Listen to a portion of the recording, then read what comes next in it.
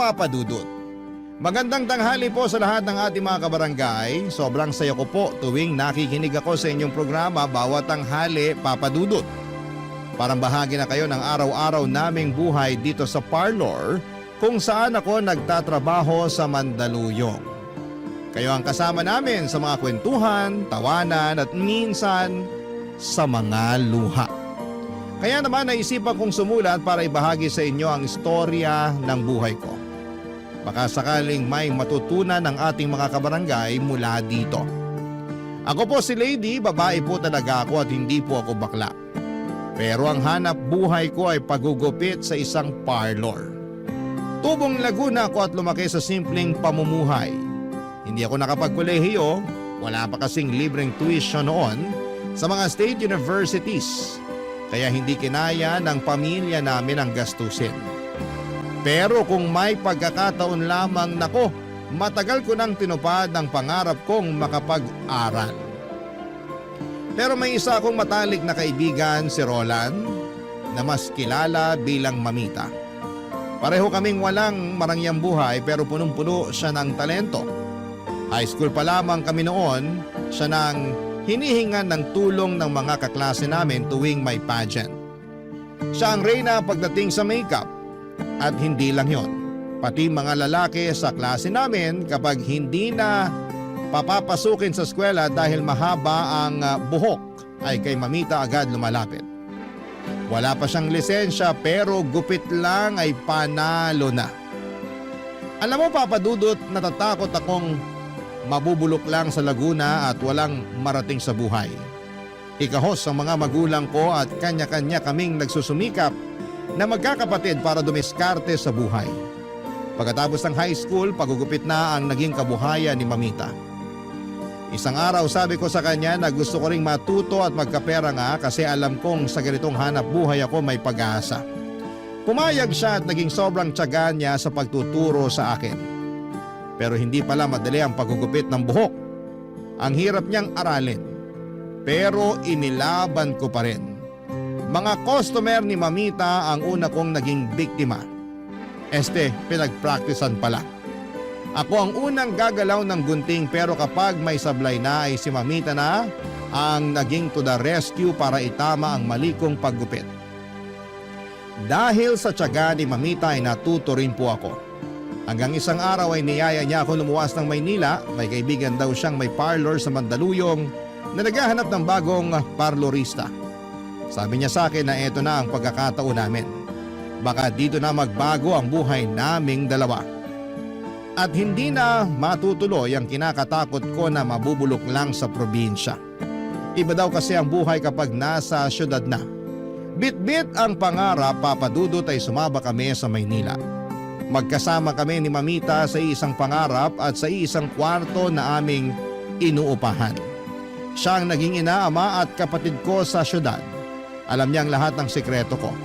Alam na alam niya kung malungkot ako at alam niya rin kung kinikilig ako. Lalo na nang makilala ko si Gregory sa parlor na aming pinagtatrabahuhan noong 31 years old na ako.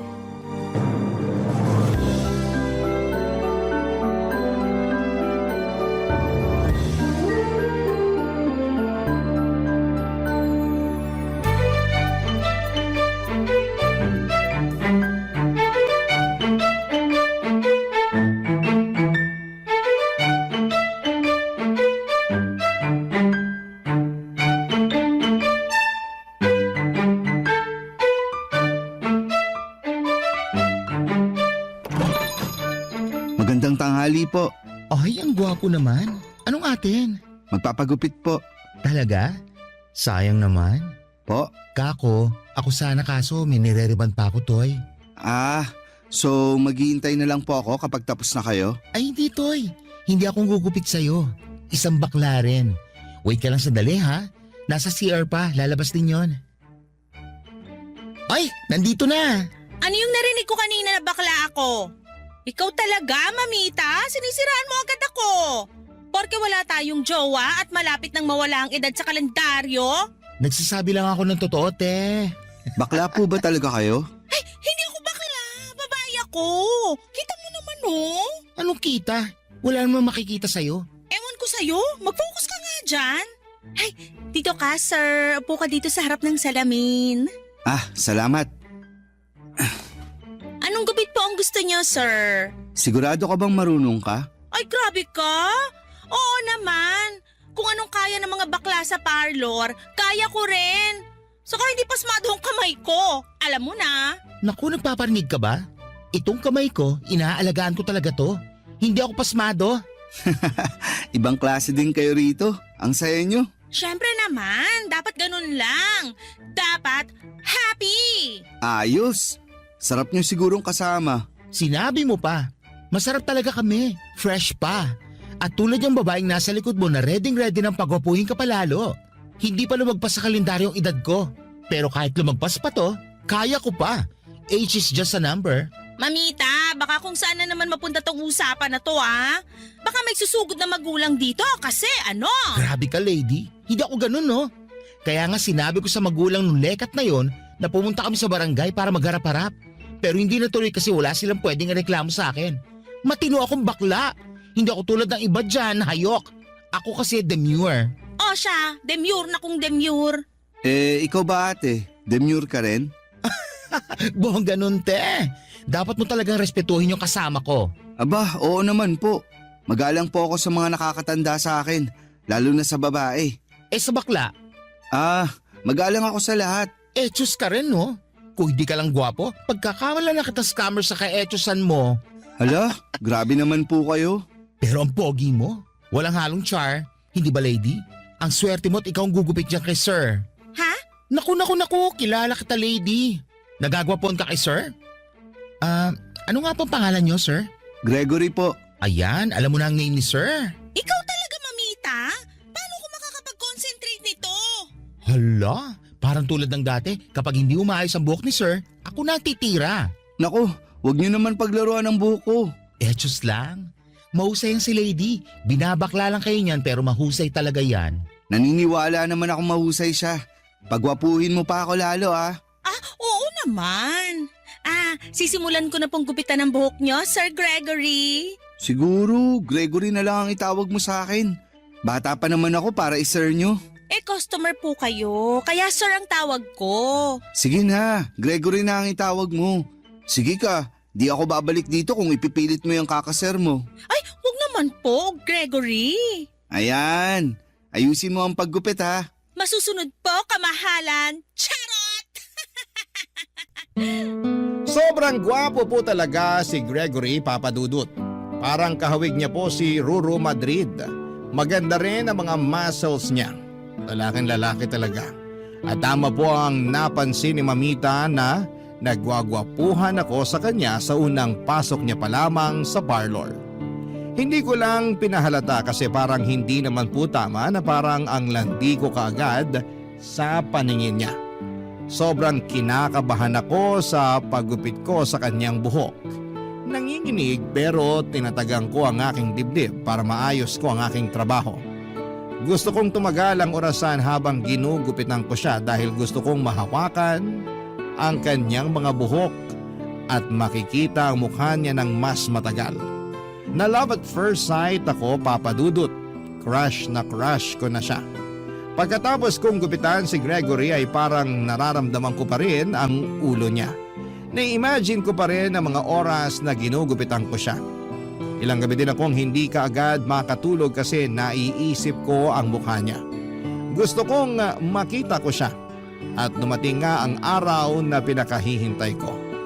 Hindi ko akalain na babalik siya sa parlor para makita lamang ako. Nagulat ako, Papadudut. Sabi niya ay gusto niya lang na tumambay para makita ko. Doon niya hiningi ang number ko at agad na naging chatmate kaming dalawa. Bawat receive ko ng text niya ay naglulupasay ako sa kilig. Pero pinagsabihan agad ako ni Mamita na huwag seryosohin at baka masaktan lamang daw ako. Kalaunan ay nanligaw na si Gregory sa akin. Sino ba naman ako para tumanggi sa isang napakagwapong Adonis? At gusto kong matikman yung bagay na pwede kong sabihin na babae talaga ako bago ko lisanin ang edad kong 31. Pero super KJ talaga si Mamita. Pinagsabihan ba naman ako na huwag magpapadala sa mga matatamis na salita ni Gregory. Pero sabi ko ay inggit lang siya kasi may lalaki nang nagmamahal sa akin. Sa madaling salita ay hindi ako nakinig sa kanya, Papa Dudut. Gusto ko kasi si Gregory kaya sinagot ko na ng walang paligoy-ligoy. Naging kami na officially ni Gregory ang Ruru Madrid ng buhay ko. 1 linggo pa lang kami ay isinuko ko na kaagad sa kanya ang pagkababae ko.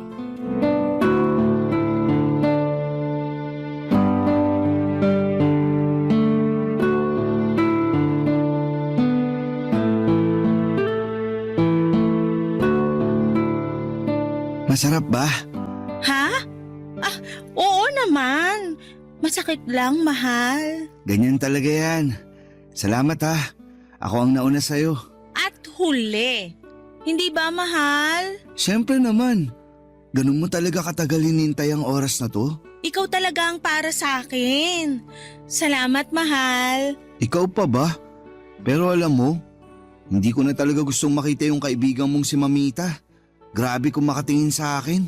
Hayaan mo na, mahal. Ganun lang naman talaga siya. Hindi ko talaga siya gusto. Hindi ba sinabi niya sa'yo na ayawan mo na ako? Na hindi mo ako pwedeng sagutin kasi tambay lang ako? Grabe din kung manira ng tao yung Mamita na yan. Siguro type niya lang ako. Pero sorry na lang siya. Hindi ako pumapatol sa tulad niya. Huwag mo na lang pansinin yun. Ang importante, tayo na. Seryoso ka sa akin. Mahal mo ko, di ba? Oo naman. Mahal kita. Mahal na mahal. Iba ka nga kasi pinaglaban mo ako dun sa baklang yun. Gregory, awat na. Teka, bakit parang mas mahal mo pa yung baklang yun kesa sa akin? Panay ang depensa mo sa kanya Mahal, hindi sa ganun. Best friend ko kasi yun. At siya nagturo sa akin paano maggupit. Siya nga nagdala sa akin dito. Kaya ako parlorista ngayon. Pero parang gusto niyang kontrolin ka. Hindi naman siguro. Concerned lang naman siya. Pero wala naman siyang ipag-aalala sa'yo kasi alam kong mabuti kang tao at mabuti ang intensyon mo sa akin. Tama ka dyan. Mahal kita, lady. At buti naman na solo kita ngayon. Umabsent muna ako sa parlor para samahan kita. Iba ka talaga. Mahal na mahal mo talaga ako. Pero hindi pwedeng parati kang absent ha. Paano na ang kita mo niyan? Baka yung customer mo mapupunta na dun sa baklang hukluban na yun. Hindi naman. Saka ganun naman talaga sa parlor. Kung sino ang nandun, siya na gagawa. Hayaan mo na. Naisip ko lang, pwede ka na sigurong lumipat ng ibang tirahan. Huwag ka nang sumama sa baklang yun. Baka impluwensyahan ka lang niya. Mahal, mabait si Mamita. Parang kapatid ko na siya. Kukuha na lang tayo ng short time room tulad ngayon. Pwede naman. Basta, maganda ka lang ng pambayad ha. Alam mo naman mahal na wala akong trabaho. Basta, paliligayahin kita. Gusto kong masasarapan ka lang kasi mahal kita Salamat, mahal. Mahal, may papakiusap pala ako sa'yo. Ano yun, mahal? Si Rico, birthday niya kasi. Pupunta ako sa kanila. Mahal, pwede bang makahingi ng pera? Pambili lang ng pang-inom para may bitbit naman ako. Alam mo namang nakakahiya pumunta na walang bitbit. Magkano ba yun? 1 case. Kaya mo naman, di ba? Mahal na mahal mo naman ako kaya di mo ako matitiis. Sandali. Titingnan ko sa wallet ko. Kaya mo yan. Ikaw pa ba? Ang dami mo nga naging customer sa parlor nitong mga nakaraang araw kasi graduation. Maraming nagpapagupit tsaka nagpapariband. Tiba-tiba ang kita mo. Sa awa ng Diyos, marami nga. Eto mahal. Okay na ba yan? Pwede mo bang dagdagan, mahal? Baka magkasarapan Alam mo na, minsan lang naman to. Basta, kapag nagkatrabaho na ako, babawi ako sa'yo. Promise. Eto mahal Yan na muna kasi marami din akong babayaran Saka nagpapadala rin ako sa mga magulang ko sa probinsya. Matanda na sina mama at papa ko Sige, okay na nga to, mahal. Pamasahe na lang. Sige na. Yan na muna ang pambayad ko sa'yo, mahal.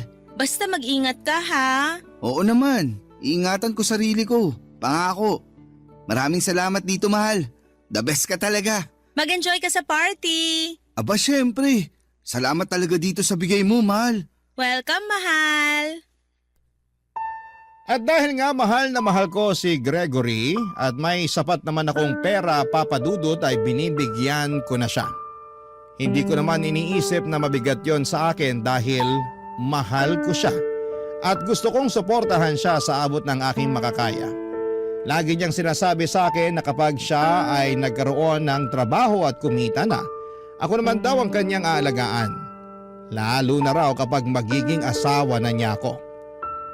Paulit-ulit po niyang pinapangako na siya raw ang bubuhay sa amin, pati na sa magiging anak namin sa hinaharap. Napakalambing niya kaya madalas ay nadadala ako sa mga matatamis niyang salita dahil doon ay tinatago ko kay Mamita ang tungkol sa pagbibigay ko ng pera kay Gregory. Halos linggo-linggong nagbibigay ako sa kanya na parang ginawang allowance ang pera ko. Hindi ko na nga namamalayan pero halos lahat ng sahod ko ay nauubos na sa kanya. Hindi na ako nakakaipon dahil sa kanya na napupunta ang karamihan ng kita ko. At hindi na rin ako nakapagbibigay ng pera sa aking mga magulang. May mga pagkakataon na ramdam ni Mamita, Papa Dudut, na pineperahan lamang ako ni Gregory. Paulit-ulit niyang sinasabi sa akin na mag-ingat ako dahil baka ginagamit lamang niya ako. Pero tuwing tinatanong niya ako kung nagbibigay ba ako kay Gregory ng pera, ay todo ang pagtanggi ko. Ayaw kong isipin niya na mali ang relasyon namin. Hindi ko rin kayang aminin kahit sa sarili ko na baka nga totoo ang sinasabi ng ibang tao na baka pera lamang ang habol ni Gregory sa akin. Pinipilit kong paniwalain ang sarili ko na mahal niya ako. At totoo ang lahat ng mga pangako niya. Umaasa akong darating ang araw na magbabago ang sitwasyon, na siya naman ang magpapasaya, bubuhay at mag-aalaga sa akin. Pero minsan ay hindi ko maiwasang mag-isip. Bakit ganon? Bakit ako na lamang palagi ang nagbibigay? Bakit parang ako na ang bumubuhay sa kanya? Kapag hindi ko siya nabibigyan ng pera ay nagtatampo siya. Ang bigat sa pakiramdam. Pero iniisip ko na lamang na mahal ko siya at siguro'y eto ang paraan ko para ipakita yon. Iniintindi ko na lamang na wala pa siyang trabaho kaya ako muna ang gumagawa ng ganong responsibilidad. Mahirap pero mahal ko si Gregory, Papa Dudut. At kung mahal mo ang isang tao, ay gagawin mo ang lahat para mapasaya siya. Kahit minsan ay ikaw na ang nasasaktan. Barangay Love Stories. Barangay Love Stories. Mahal na mahal ko po talaga si Gregory, Papa Dudut. Pero kahit na anong paliwanag ko ay hindi pa rin naniniwala si Mamita. Paulit-ulit niya akong sinasabihan na mukhang niloloko lamang ako ni Gregory. Hindi ko alam kung bakit ganon siya kung makapagbitaw ng salita. Siguro'y dahil ayaw niyang masaktan ako pero hindi ko maiwasang mainis kapag sinasabi niyang ginagamit lamang ako ni Gregory. Tuwing napag-uusapan namin siya ay nagiging tensyonado ang usapan namin ni Mamita. Kaya naman kadalasan ay iniiwasan ko na lamang na mapunta roon ang usapan namin para hindi kami magtalo. At tuwing nasa inuupahan naming room, at agad akong natutulog para iwas na rin nabanggitin ang tungkol sa relasyon namin ni Gregory. Minsan nasa labas din ako ng bahay para makipag-chat kay Gregory. Ganun po ang naging sistema ko para hindi ako mainis kay Mamita. Dumating na nga sa puntong napag-isipan ko na ring sundin si Gregory na lumipat na lamang ako ng ibang bahay para malayo sa panghihimasok ni Mamita. Sabi pa nga ni Gregory, mas magiging magaan daw ang relasyon namin kung hindi ko kasama si Mamita sa bahay. Pero kahit na anong pilit ko ay hindi ko magawang iwanan si Mamita. Malaki ang utang na loob ko sa kanya. Siya ang kumupkop sa akin noong panahong walang-wala ko. Siya ang nagdala sa akin dito sa Maynila. Kung hindi dahil sa kanya baka hanggang ngayon ay nasa probinsya pa rin ako at walang maayos na trabaho. Ayokong bayaran ang kabutihang ipinakita niya sa akin ng pagtalikod. Kaya kahit mahirap ay tinitiis ko na lamang tuwing pinagsasabihan niya ako. Ang mas nakapagtataka pa, parang may radar si Mamita. Pakiramdam ko ay alam niya tuwing nagbibigay ako ng pera kay Gregory. Hindi ko alam kung may nagsusumbong sa kanya o sadyang malakas lang talaga ang kutob niya. Paulit-ulit ko namang sinasabi na hindi ko binibigyan si Gregory pero hindi siya naniniwala. Hanggang isang araw, nang hindi ko inaasahan ay nahuli niya ako mismo sa akto.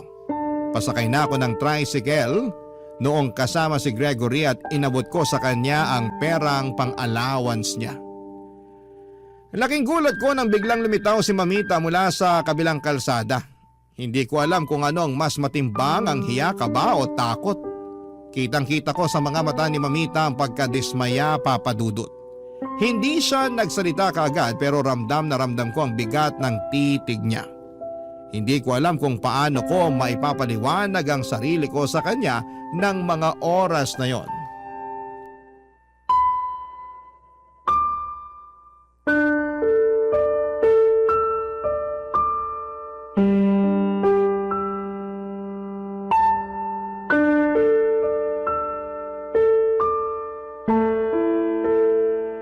Ano yung nakita ko kanina, lady? Binibigyan mo pa rin ng pera ang lalaking yon? Gumising ka na nga. Mamita, hindi mo naiintindihan. Hindi ko naiintindihan. Ipapaliwanag ko sa iyo mga napuna ko. Bago kayo naging magjowa nung lalaki mo, may mga pagkakataon na sinasagot mo merenda namin lahat sa parlor kahit hindi kami nagpapalibre sa iyo. Ngayon, pansin na kapos ka na. Halos hindi ka na makakain.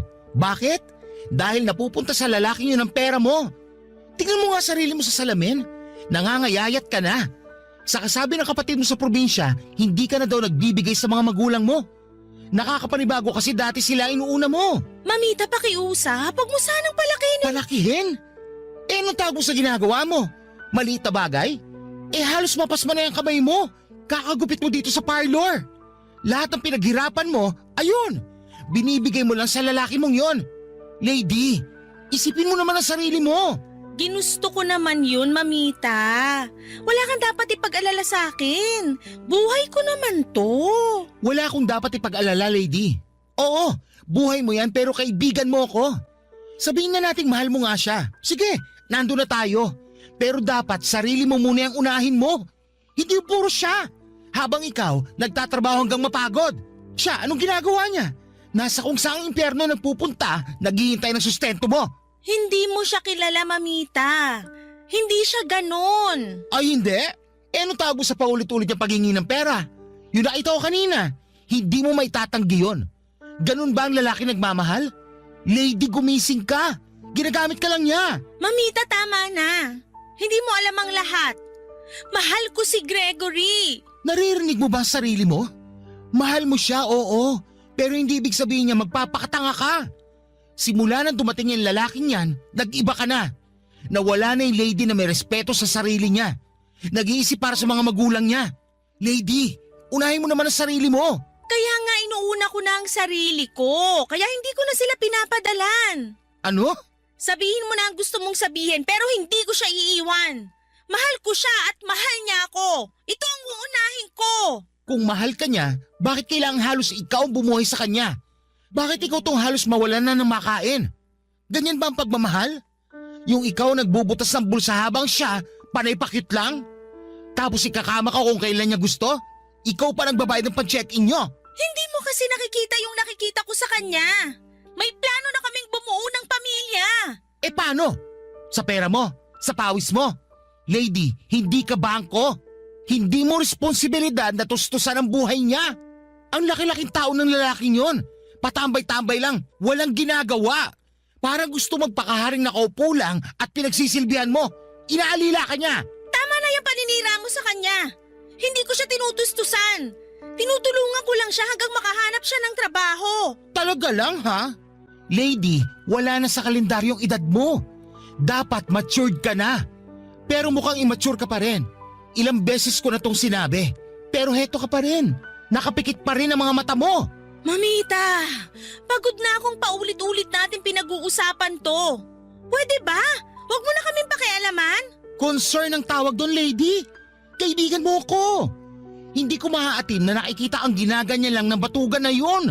Na mukhang ang batuta niya lang ang ibinibida niya sa'yo. Hindi ko kailangan ng concern mo. Alam ko yung ginagawa ko. Talaga lang ha? Eh bakit sa tuwing nababagit si Gregory, umiinit ang ulo mo? Kung masaya ka, bakit ka ganyan magsalita? Dahil sawa na ako. Sawa na ako kasi lahat na lang kayo kontra sa amin. Hindi ko kailangan ng sermon mo. Daig mo pa mga magulang ko. Hindi sermon to. Boses ng katotohanan to, lady. Matagal na tayo magkaibigan. Oo, hindi mo ako magulang.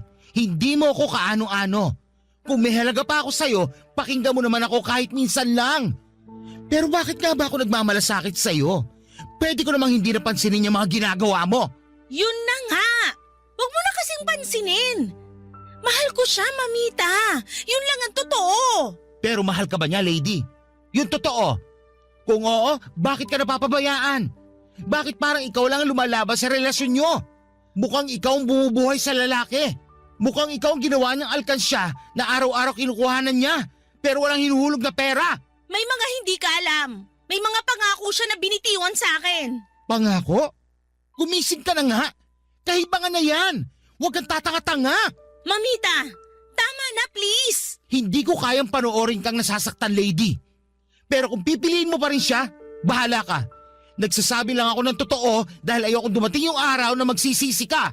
Para mapanatag ka, hindi ko pagsisisihan ang pagmamahal ko sa kanya. Wow! Sana nga! Sana hindi mo balikan ang mga salitang yan kapag huli na ang lahat. Hindi talaga. Ewan ko sa'yo, babae ka. Parang nauubusan ka ng lalaki. Siguro, inggit ka lang kasi may lalaking nagmamahal sa akin. Hindi ako inggit. Yan talagang naiisip mo sa akin, lady. Kaya ko magkaroon ng lalaki para ma-arouse ko ang uhaw ko. Pero hindi ako nagpapaagaga tulad ng ginagawa mo. Daig mo pa ang bakla ng hindi makabuking sa inaasal mo. Bakit ka naiiyak? Totoo sinasabi ko sa'yo. Kaya mag-isip-isip ka na. Huwag kang tanga, lady. Hindi ko na kinikibo ang kaibigan kong si Mamita pagkatapos ng tagpong yon, Papa Dudut. Kahit na anong sabihin niya ay pinipili kong huwag na lamang makinig. Nakakapagod na rin kasi ang paulit-ulit naming pagtatalo. Alam ko namang hindi niya maintindihan ang nararamdaman ko. Oo, patuloy pa rin ako sa pagtatrabaho sa parlor kahit umalis na ako sa bahay na tinitirhan namin ni Mamita. Masakit pero kailangan kong gawin dahil sa pagmamahal ko kay Gregory. Papadudot kahit mapagod at masaktan ang katawan ko sa buong araw na pagtayo, paggupit at pagkulot ng buhok ng mga kliyente. Iniisip ko na lamang na para ito kay Gregory. Ayokong maramdaman niyang hindi ko siya kayang suportahan. Ayokong maramdaman niyang hindi siya importante sa akin. Kaya kong isakripisyo ang lahat kahit na ang pagkakaibigan namin ni Mamita. Pero dumating ang panahon na kapag humihingi ng pera si Gregory at matumal ang parlor at wala na akong maibigay, kaya umuutang na lamang ako sa mga kasamahan ko. Minsan kahit na hindi pa ako nakakabayad sa isang utang ay hihirit ulit ako para mangutang. Pinipilit ko namang magbalik ng bayad kapag may tip o extra ang mga kliyente pero parang hindi nauubos ang mga bayarin. Lahat ng kinikita ko ay halos dumadaan lamang sa kamay ko at diretso kay Gregory. Hindi ko sinasabi kay Mamita ang tungkol dito at alam kong magagalit lamang siya at lalo lang hahaba ang sermon niya sa parlor. Minsan naiisip ko na tama pa ba tong ginagawa ko.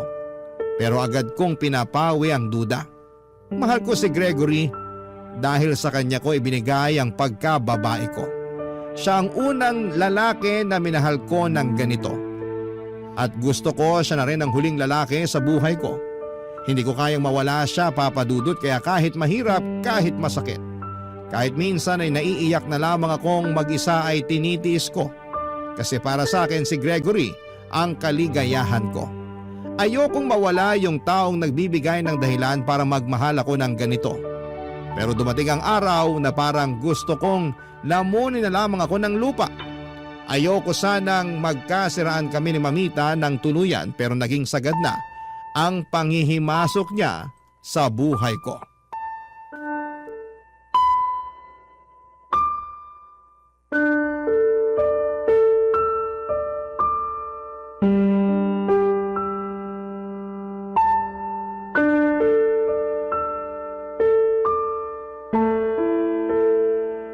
Lady, pwede ba kita makausap? Mamita, sa susunod na lang. Uwi na ako. Alam mo, kanina ko pa gustong makausap ka eh. Hinihintay ko lang na matapos mo ang customer mo. Lady, wag ka munang umuwi. Mag-usap muna tayo. Ano na naman ba ang gusto mong sabihin sa akin? Tungkol na naman kay Gregory? Mamita, ilang ulit ko bang sasabihin sa'yo na mahal ko si Gregory at mahal niya ako? Nagmamahalan kami kaya wag ka nang magtangkang siraan pa siya sa harap ko. Kahit na anong sabihin mo, hindi mo mababago isip ko. Ibang klase na siguro talaga nagagawa ng yakap, halik, lambing ng lalaking yon. Ibang-iba ka na. Hindi lang yung katawan mo ang pumayat. Pati na rin yung utak mo. Nawala na ng sustansya. Sige, insultuhin mo pa ako. Wala akong pake. Tumabi ka na. Uwi na ako. May ibang babae yung boyfriend mo. Nakita ko sila. Ano? Nakita ko siyang may ibang babae. May ibang girlfriend si Gregory. Hindi ka talaga titigil, bakla ka? Pwede ba, lady? Hindi ako naiinsulto na tawagin mo akong bakla kung yan ang gusto mong puntahan. Ang sa akin lang, gumising ka na. Matagal ka nang niloloko ng Gregory na yan. Walang katotohanan yung binibintang mo sa kanya. Ang sabihin mo, gusto mo lang si Gregory. Gusto mong pumatol siya sa'yo. Pero hindi mo siya kayang makuha kasi nga ayaw niyang pumatol sa isang baklang katulad mo. Sumusobra ka na! Sorry, lady. Sorry, pero... Ako pa ngayon ang sumusobra? Walang hiya ka! Binalik ko lang ang sampal mo! Sa pinaggagawa mo kasinungalingan kay Gregory, ikaw ang dapat matauhan! Ibang klase ka talaga. Ako na ito nagmamalasakit sa'yo, tapos ganyan ka pa? Gusto mong magkwentahan tayo? Hoy, lady. Ako nagturo sa'yo manggupit para may pangkabuhayan ka. Ako nagdala sa'yo dito sa Maynila para hindi ka mabulok sa probinsya. Ako nagpakain sa'yo lahat-lahat nung walang-wala ka pa. Tapos ngayon, ganito lang pala ay gaganti mo sa akin? Ayaw kong magbilang ng naitulong ko sa'yo. Pero sa mga ginagawa mo sa akin, kailangan kong isampal sa'yo ang mga naitulong ko. Sana pala, hindi na kita tinuruan manggupit para wala kang pera pambili mo ng yakap, halik at kahayupan ng lalaking yon. Ganun ka na ba talaga, kakate? Nangangailangan ka talaga ng bagay para kalampagin niyang hita mo? Tumigil ka! Aba, namimihasa ka na ng sampal, ha? Maling manampal ng babae pero sa case mo, kailangan kahit isa lang. Kaya nagawa ko sampalin kita kanina. Eh kung gusto mo, sampalin mo pa ako! Hindi ako natatakot! Ano bang nangyayari sa'yo? Wala na akong balak manampal. Pero walang epek naman eh. Pero sige, simula ngayon, ayaw na kitang maging kaibigan. End of friendship na. Kasi wala namang kwenta itong concern ko as a friend sa taong tulad mo na sarado ang utak kasi nabulag ka na sa kakakamot ng lalaki na yun sa'yo. Pati ang utak mo binabahayan na ng higad kaya hindi ka na makapag-isip ng tama. Alam mo, para ka talagang hayok na maubusan ng lalaki sa kakadikit mo sa Gregory na yan. Hindi ko kailangan na ibang lalaki! Si Gregory lang, sapat na! Kailangan na sigurong untugin niyang ulo mo. Wala ka na sa katinoan talaga. Ako ba? Ikaw to nangingialam eh! Ikaw ang may problema, hindi ako! Baluktot na talaga yung utak mo. Babae ka ba talaga, lady? Eh kung umasta ka, mas bakla pa ang pag-uugali mong namimigay ng pera sa lalaki. Isang kalabit lang, bumibigay ka na kaagad. At kahit wala nang maibigay, ayun! Nangungutang para lang may pambili ng lalaki. Di bali nang magutom, mangayayat at magpagamit, basta maibigay lang ang gusto ng lalaki. Tumigil ka na! Hindi! Kailangan mo ito marinig. Bakla ako. Kaya alam ko ng maraming manloloking lalaki dyan na pinapaasa lang ang isang baklang nagmamahal lang naman at nagpapantasya. Pero ikaw, babae ka, lady. Dapat sa bakla lang kumakapit yung lalaking gipit, pero sa babae na pala? Hindi lang libreng gupit ang naibigay mo, pati na pagkatao mo. Pinipirahan ka lang ng tamad na lalaking yon na para bang nasa hita niya ang ginto na gusto mong maangkin. Habang itong lalaki naman ay may iba ng gustong hinihimas na nilalaanan niya ng perang hinuhutot niya sa'yo. Hindi totoo yan! Hindi! Totoo ang sinasabi ko. Pero bahala ka kung ayaw mo makinig sa akin. Bahala ka na sa buhay mo. Teka, anong nangyari? Bakit ka umiiyak, mahal? Sinabi niya kasi na may ibang babae ka! Ano? Hoy, bakla! Tigil-tigilan mo nga kami, ha? Gusto mo bang makatikim nitong kamao ko? Alam kong matagal ka nang naglalaway sa akin pero tong kamao ko ang ipapatikim ko sa'yo kung hindi ka titigil. Naku, hindi ako natatakot. Sige, gawin mo. Ipapabarangay pa kita. Gusto mo? Mahal, tama na! Umalis na lang tayo! Salamat ka, inawat ako ng girlfriend ko. Kung hindi, wasak talaga yung pagmumukha mo sa akin. Tayo na, mahal.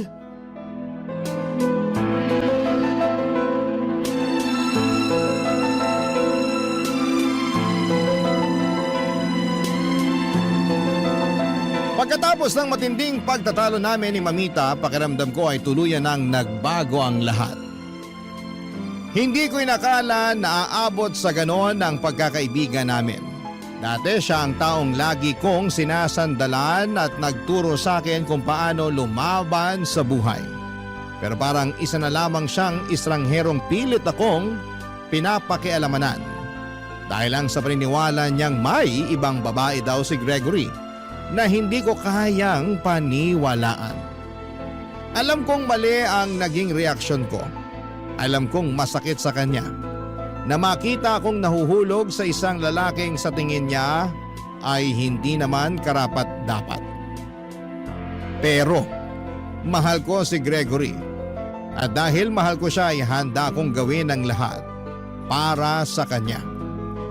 Kahit pa tawagin akong tanga, kahit pa mawalan ako ng mga taong nagmamalasakit sa akin, wag lang si Gregory ko.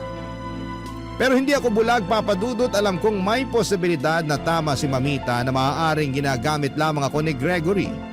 Pero pinili kong maniwala sa pangako niya na sa oras na magkapera siya ay ako naman ang aalagaan at bubuhayin niya. Ipaparamdam niya sa akin na isa akong babae at umaasa ako na sa araw na mangyari yon, alam kong masakit ang mawalan ng isang kaibigan. Lalo na kung ito ay isang taong itinuturing kong pamilya. Pero minsan ay may mga bagay na kailangang isakripisyo para sa taong mahal mo.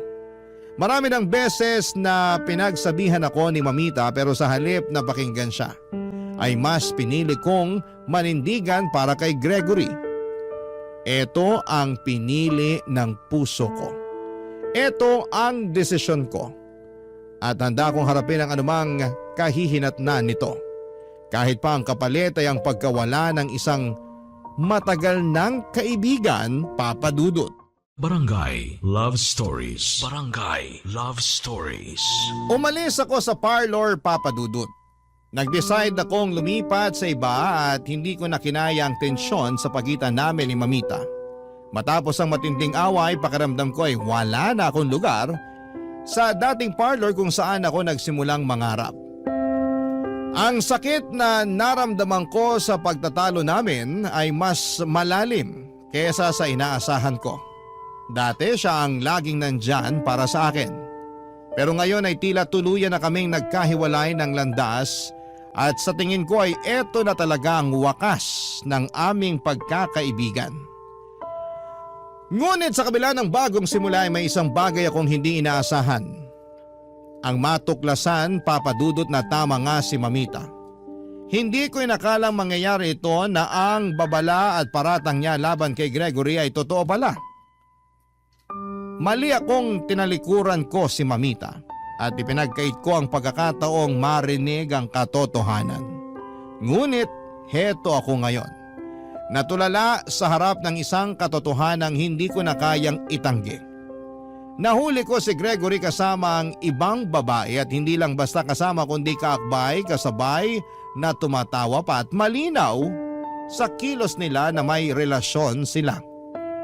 Parang bumagsak ang mundo ko ng sandaling yon, lalo na nang naghalikan sila sa lips sa harapan ko. Ang lalaking pinaglaban ko, ang lalaking pinaglaanan ko ng oras, pera at pagmamahal, lahat ng yon ay nauwi lang pala sa kasinungalingan. Pilit kong binabalikan ang lahat ng sinabi niya sa akin noon. Ang pangakong hindi niya ako iiwanan. Ang paniniyak niyang ako lamang ang mahal niya, ngunit lahat ng yon ay isa lamang ilusyon na pinili kong paniwalaan. Papa Dudut, napakasakit pong malaman na tama ang taong iniwan ko.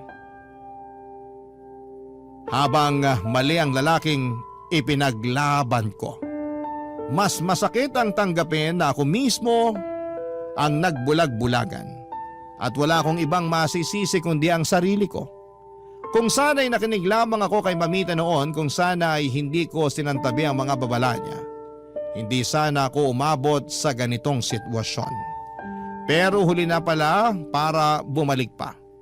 Ang tanging magagawa ko na lamang ay bumangon mula sa pagkakamaling ito at tanggapin ang katotohanan na minsan ang pag-ibig ay hindi sapat para panatilihin ang isang taong hindi naman kailanman naging totoo sa iyo, Papa Dudut.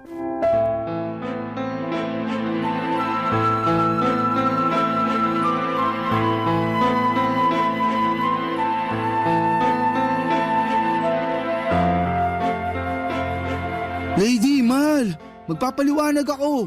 Ano pa bang ipapaliwanag mo, ha? Kitang-kita ng dalawang mata ko, Gregory! Naghahalikan kayo! Huwag mo sabihing pinsan mo lang yon. Wow! Ngayon pala uso na ang halikan sa labi na magpinsan? Tama ang nakita mo. Umalis ka sa harapan ko! Hindi mo ba ako mahal? Please lang! Ayoko nang makita yung pagmumukha mo! Mahal, pakinggan mo muna ako. Mahal? Ano? Mahal mo rin ba siya? Dalawa kaming mahal mo? Ano ba talaga gusto mo, ha? Kanina parang nalilita ko sa sarili ko dahil pinoprotektahan mo pa yung babaeng yon. Nakita ko kung gaano kalagkit ang tinginan nyo. Para akong basahan kanina. Duming-dumi ako sa sarili ko.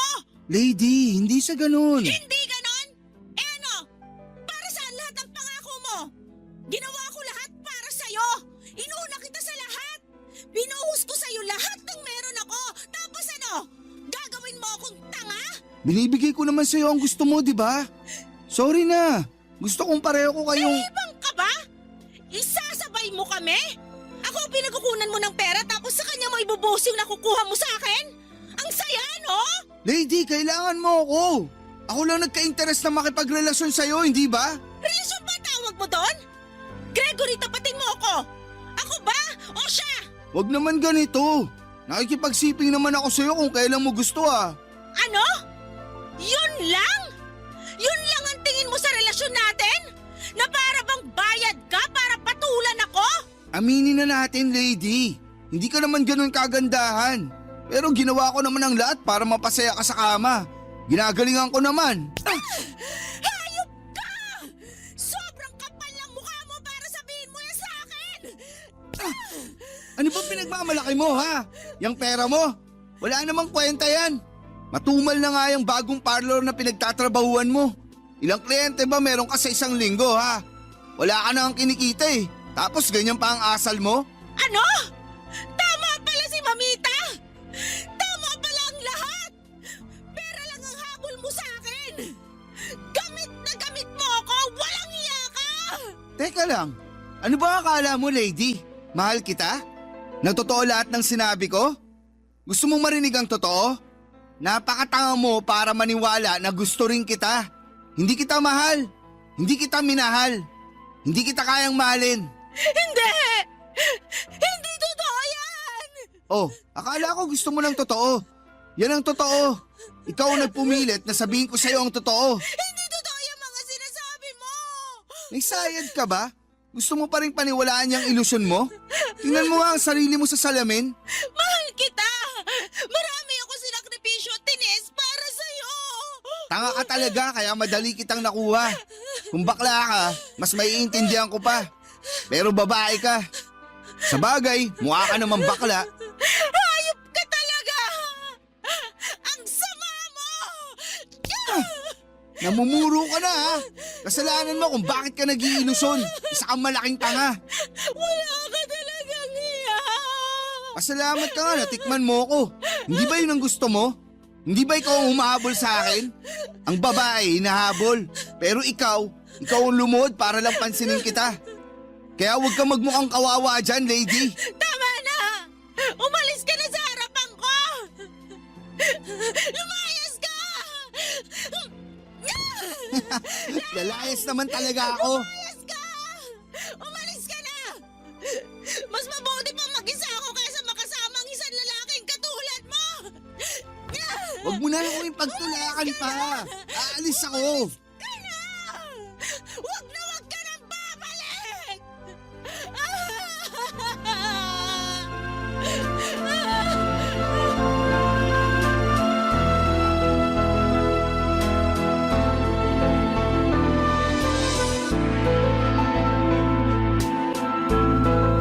Nanliit ako sa sarili ko, Papa Dudut. Hiyang-hiya ako sa lahat ng mga nangyari. Parang bigla akong natauhan. Parang binuhusan ako ng malamig na tubig. Ang sakit tanggapin pero tama si Mamita. Simula pa lamang ay pinapayuhan na niya ako at sinasabihan na niya ako na mag-ingat pero hindi ako nakinig. Mas pinili kong paniwalain ang sarili ko sa mga kasinungalingang ito. Kaya gusto kong magkaayos kami ni Mamita. Gumawa ako ng paraan para humingi ng tawad sa kanya at hindi lang dahil sa lahat ng nasabi ko noon, kundi dahil din sa mga panahong binabaliwala ko siya. Naisip ko kung gaano siya nagmalasakit sa akin. Kung hindi dahil sa kanya ay hindi ko marirealize kung gaano ako nagkamali. Mahal ako ng kaibigan kong si Mamita, hindi niya ako gustong saktan o kontrolin. Gusto lamang niyang protektahan ako. Iyon ang tunay na kaibigan. Kaya kahit nakakahiya ay pinuntahan ko siya sa parlor para kausapin. Alam kong wala akong karapatang umasa na tanggapin niya kaagad ang paghingi ko ng tawad, pero sinubukan ko pa rin. Pagpasok ko sa parlor ay kinapalang ko ang mukha ko, Papa Dudut. Humingi ako ng tawad sa kanya at nakatalikod siya at abala sa pag-aayos ng buhok ng isang customer. Hinintay kong matapos siya, saka ko siya nilapitan. Halos hindi ko mailabas ang boses ko sa sobrang kaba, Papa Dudut.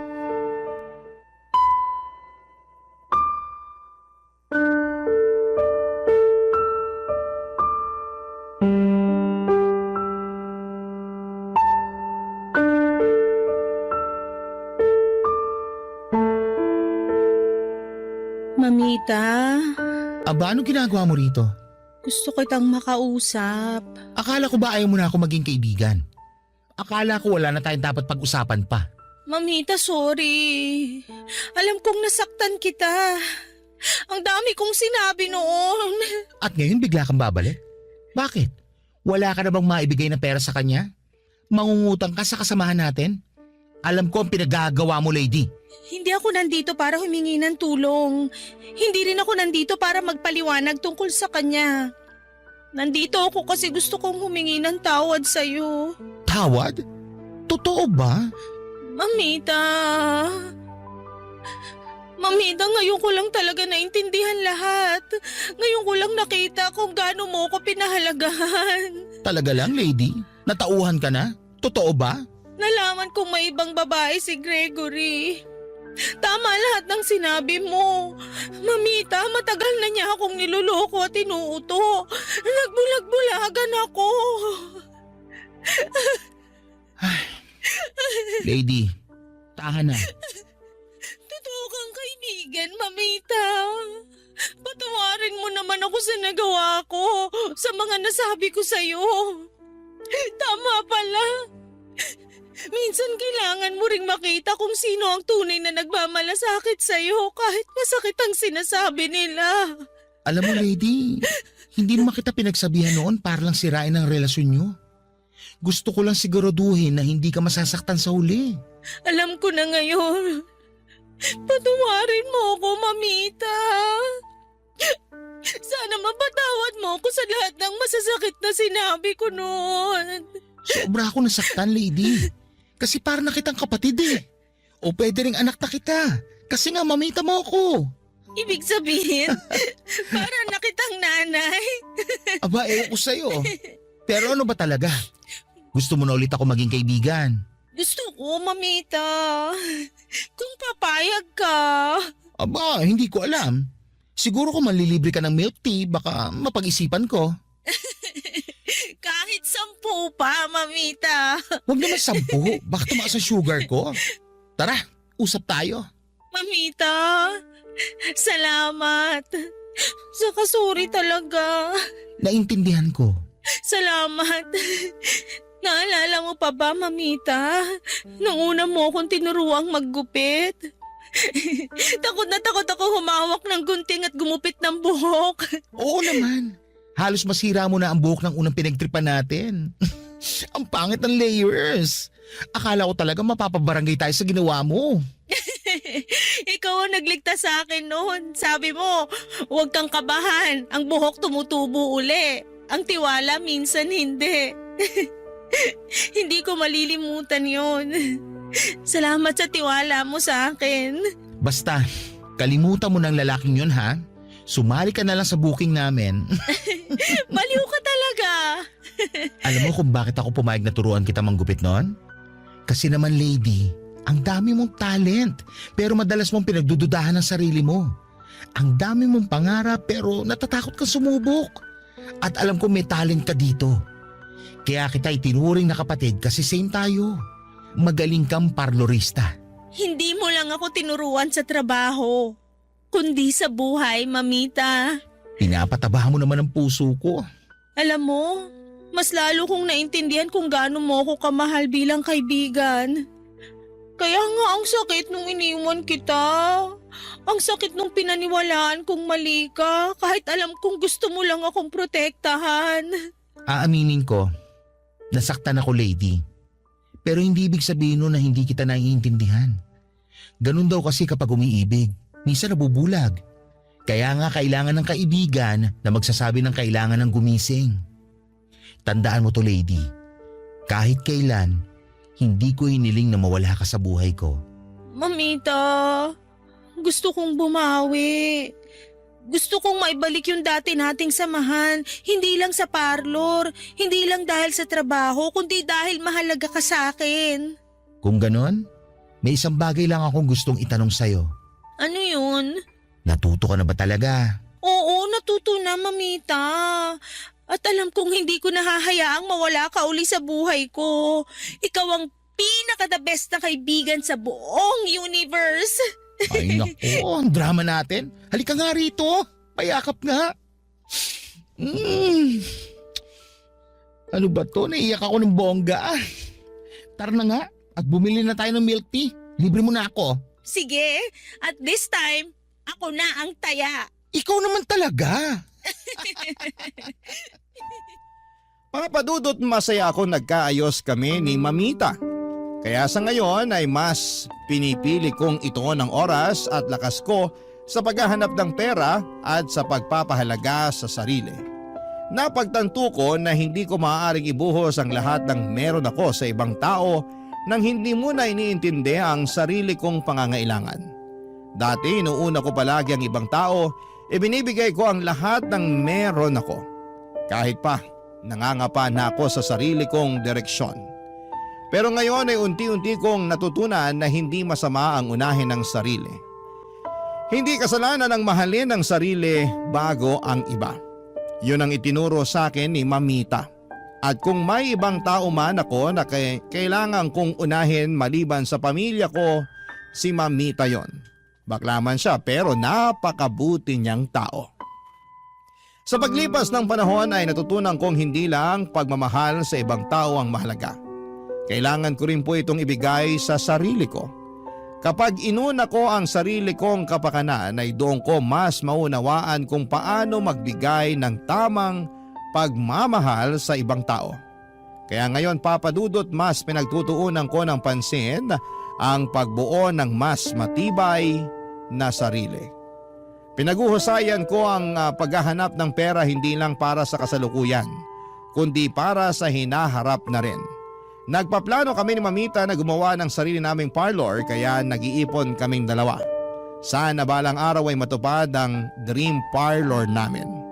Kasabay ng paghahanap ng pera ay pinapalakas ko rin ang loob ko.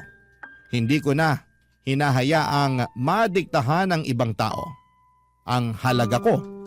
Alam kong hindi perpekto ang mundo at may mga tao talagang susubok na samantalahin ka paikutin ka o gagamitin ang pagmamahal mo laban sa'yo. Pero ngayon, Papa Dudut, ay natutunan kong ipaglaban ang sarili ko. Natutunan kong hindi ko kailangang magpaubaya ng magpaubaya. Para sa akin, ang pakikipagrelasyon ko kay Gregory ay isa pong aral. Natuto na ako at naniniwala ako, Papa Dudut, na kapag natutunan ko ng mahalin ang sarili ko ng buo, mas kaya kong magmahal ng iba nang hindi nagsasakripisyo ang sarili kong pagkatao.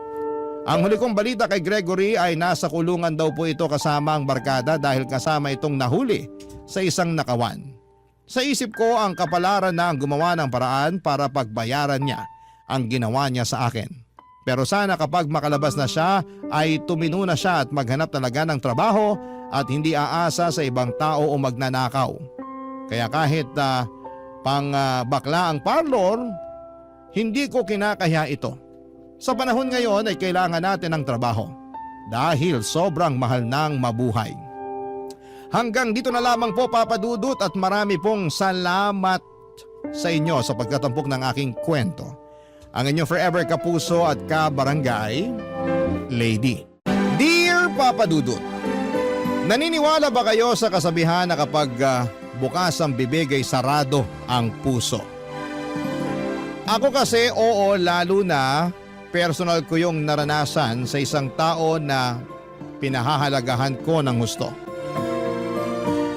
Sa kabila ng lahat, ako rin naman yung klase ng tao na hindi mapagtanim ng galit dahil para sa akin. Mabigat dalhin yon sa dibdib habang buhay. Kaya nga naisip ko na lamang na sumulat sa programa ninyong Barangay Love Stories upang ibahagi ang kwento ng buhay ko. Pero bago tayo pumunta doon ay pabati muna ng isang magandang araw sa lahat ng mga kabarangay natin na tulad ko ay adik makinig kay Papa Dudut. Tawagin niyo na lamang po ako sa pangalang Tiffany, 32 years old at taga Novaliches, Quezon City. Nangyari ang kwentong isishare ko taong 2023 nang makilala ko ang kinakasama kong si Andre. Bali, isa kasi akong online seller ng mga ukay-ukay kahit bago pa mag-pandemic at noong 2023 ay isa sa mga viewers ko si Andre. Kaya lang ay hindi naman pala siya sa mga paninda ko interesado kundi sa akin. Noong nag-message siya para makipagkilala ay nireplyan ko naman siya. Mabait naman po si Andre at magalang kausap. Unexpectedly ay nabuo ang pagkakaibigan namin at nauwi sa pag-iibigan.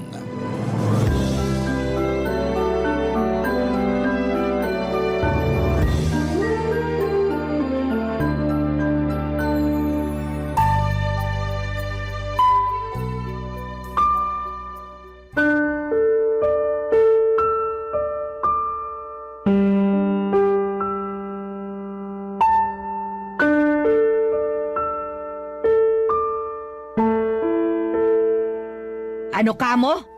Girlfriend mo ang babaeng ito, anak? Opo. Magandang gabi po, Ma. Ay nako, huwag mo nga ako matawag-tawag na mama. Pumayag na ba ako? Hindi pa naman, di ba? Sorry po. Huwag naman po kayong magsungit kay Tiffany. Wala naman po siyang ginagawang masama eh. Hindi ko lang kasi gusto yung pagmumukha ng babaeng yan eh. Basta, mukhang ewan. Saan mo ba kasi napulot yan? Ma! Huwag mo nga akong pandilata ng mga mata dyan, ha? Sagutin mo na lang yung tanong ko. Nagkakilala po kami sa Facebook. Anong Facebook ang pinagsasasabi mo dyan? Totoo po sinabi ni Tiffany. Nagfa-Facebook po ako nung napanood ko yung live selling ng mga ukay-ukay na damit. Kaya dun ko po siya nakita. Tapos chinat ko po siya. At nagsimula na kami mag-usap. At ngayong girlfriend mo na ang babaeng yan?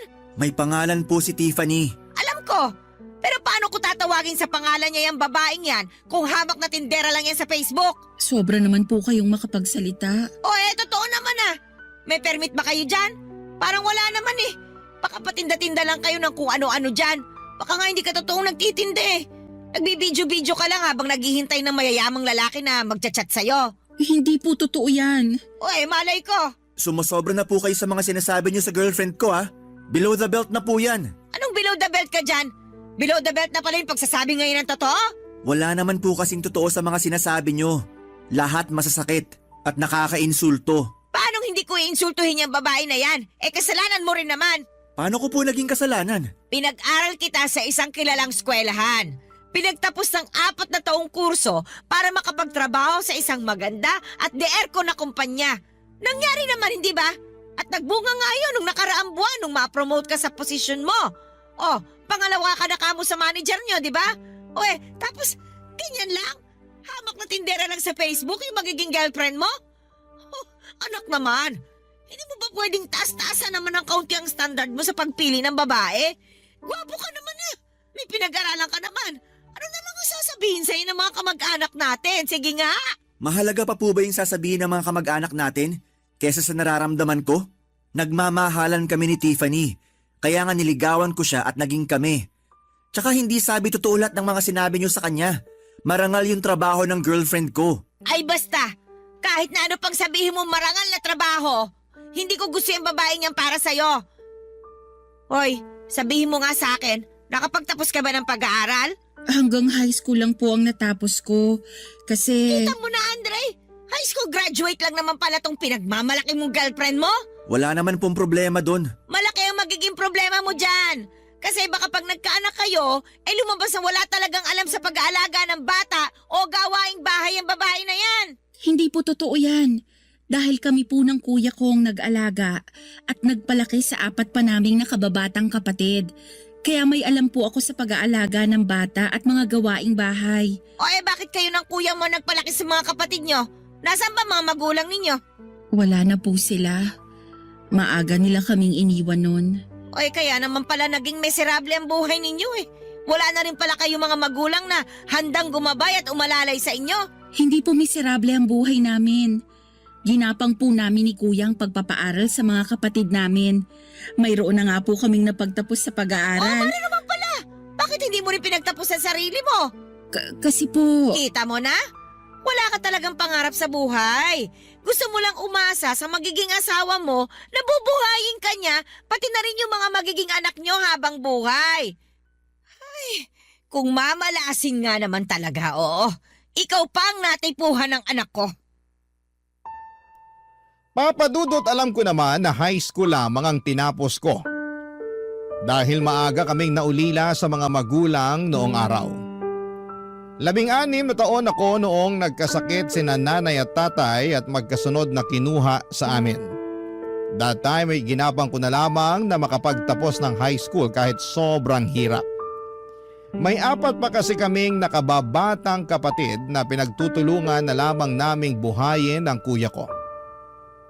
Sa awa ng Diyos, 3 na sa kanila ang napag-graduate namin sa college at nasa 3 taon na sa kolehiyo ang bunso.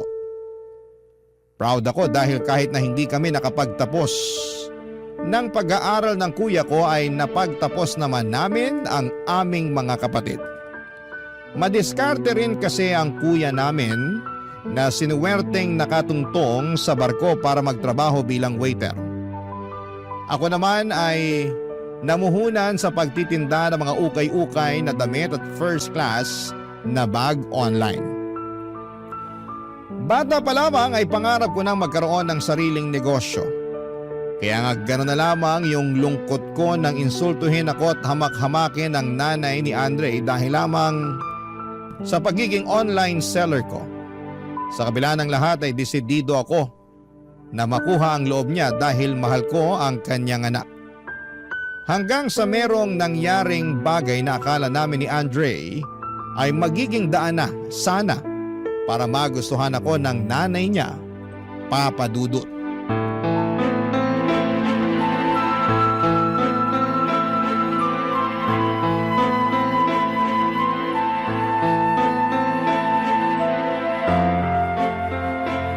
Anong sabi mo, Andre? Buntis ang babaeng yan? Opo, buntis po si Tiffany.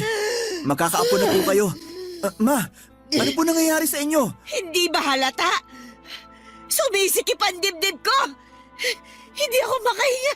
Santisima ka. Ikuha niyo nga ako ng tubig. Ako na po ang kukuha ng tubig. Ma, aalalayan ko na po kayo. Baka mapano pa kayo dyan. Natatakot po ako. Mahal, nasa na yung tubig? Ito na po yung tubig. Ayoko yan. Bakit niyo naman po tinapon yung tubig? Nagtatanong Magtatanong ka pa? Eh paano na lang kung nilagyan pala ng lason na babaeng yung tubig na ipapainom niya sa akin? Hindi po totoo yan. Wala pong lason yung tubig na dala ko. Wala raw. Eh ano bang malay ko, di ba? Alam kong gustong-gusto mo nang may mangyaring masama sa akin para wala na magbubunga nga sa'yo. Manaman eh. Kung ano-ano na naman pong sinasabi nyo kay Tiffany. Eh wala namang ginagawang masama sa inyo yung girlfriend ko. Hindi pa ba masama yung pinagbubuntis niya yung anak ninyo? Pinlano mo yan ano? Po? Pinlano mo ka akong magpabuntis sa anak ko para wala na siyang kawala sa'yo. Grabe ka! Hindi ka lang nakapagtapos ng kolehiyo, pero mautak ka rin pala! Para po sa kaalaman nyo, pareho namin ginusto ni Andre na magka-baby na. Umaasa po kami na baka pag nalaman nyo, lumambot yung puso nyo at matanggap nyo na kami. Kahit na magbuntis ka pa ng 5 o 10, hindi pa rin kita magugustuhan! Bakit po ba? Wala naman po akong ginawang masama sa inyo Masama na nga na nakilala ka ng anak ko! Mas masama pa na nagpabuntis ka sa kanya! Napakalandi mo! Ma, tumigil na kayo! Bakit mo ako pinatitigil? Bakit hindi ang babae niya na patigilin mo? Wala naman pong ginagawa si Tiffany. Kayo yung salita ng kung ano-ano dyan. Paulit-ulit na lang kayo. Natural na paulit-ulit ako para maintindihan mo ng mabuti ang mga sinasabi ko. Kaya lang, mukhang hindi. Kasi binuntis mo pa talaga tong babaeng ito. Bakit ba kasi di na lang kayo matuwa na magkakaanak na kami ni Tiffany? Tsaka kung umasta kayo dyan, akala nyo, katapusan na ng mundo. Eh apo nyo rin naman yung magiging anak namin. Hindi ko apo yan! Anong hindi? Kahit na ano pang sabihin mo, hindi ko matatanggap yung batang ipinagbubuntis ng babaeng yan. Iyan na nga babae na yan, hindi ko matanggap eh. Yung magiging anak nyo pa kaya? Kayo na po talaga may problema rito. O bakit ako? Hindi ba kayong dalawa? Hindi ba yung babae na yan? Kasi kung matino yan, sana nung una pa lang nakahalata na siya na ayaw ko sa kanya. Sana nakipaghiwalay na siya sa'yo at hindi na nagpabuntis pa. Kaso nga malandi yan eh. Gaga pa. Ikaw naman uto-uto. Hoy Andre, matalino ka. Di ba? Valedictorian ka nga nung high school ka eh. Pero bakit parang hindi mo namang ginamit ang utak mo sa pagpili ng babaeng pakikisamahan? Bakit sa dinami-dami ng mga nagustuhan mo nung kinukwento mo pa sa akin, isa babaeng yan ka lang babagsak? Oh, tapos ngayon, inanakan mo pa? Santisima talaga, oh! Hindi ko na talaga alam ang gagawin sa'yo! Wala naman po kayong dapat gawin. Hindi na rin naman ako bata. 31 years old na po ako. Nasa tamang edad na kami ni Tiffany para pagbawalan nyo pa na bumuo ng sariling pamilya. Hindi naman kita pinagbabawalan. Pero sana sa matinong babae naman. Matino po si Tiffany. Ano ba pinagsasabi nyo? Yung kagaya mo rin sana na may tinapos tsaka profesional. Hindi ka na talaga nahiya sa pwedeng sabihin sa'yo ng mga kamag-anak natin? At kung bakit hindi ka nagmana sa kuya mo na kapwa niya engineer yung napangasawa? Ay nako! Ewan ko ba sa inyo? Basta, hindi ko matatanggap yung magiging anak ninyo!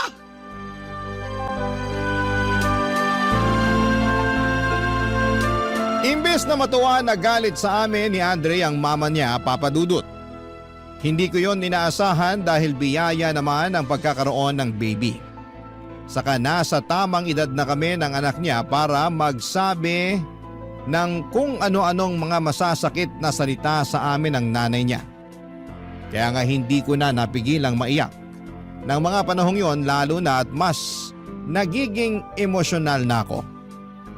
Buti na lamang at inalo ako ni Andre kaya kahit papaano ay gumaan ang aking pakiramdam. Papadudot doon ko po na-realize na ayaw talaga sa akin ang nanay ng boyfriend ko. At kahit na anong gawin kong panunuyo sa kanya ay sarado ang kanyang puso para tanggapin ako sa buhay niya. Hindi ko lang lubos maintindihan, Papa Dudut, dahil wala naman akong atraso sa kanya. Hindi ako masamang babae at marangal naman ang trabaho ko. Pero wala eh. Totoo nga talaga ang kasabihan na kapag bukas ang bibig upang manginsulto, sabayan pa ng mapanghusgang mga mata, ay mananatiling sarado ang puso para umunawa at tumanggap. Barangay Love Stories. Barangay Love Stories.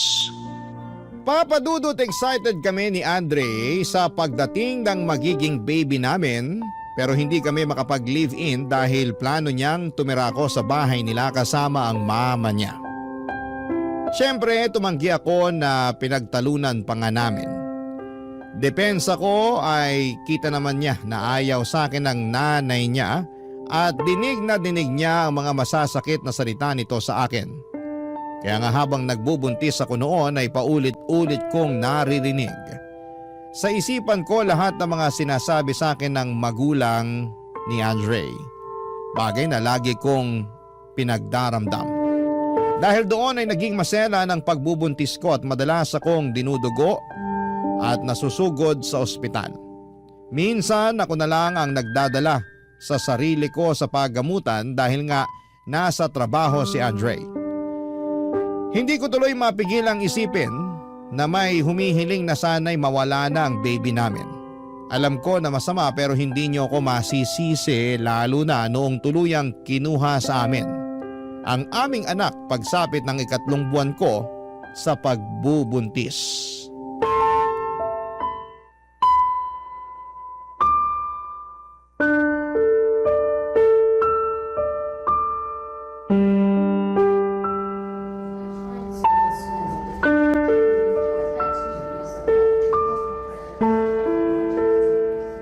Ma, buti nakarating po kayo rito sa ospital.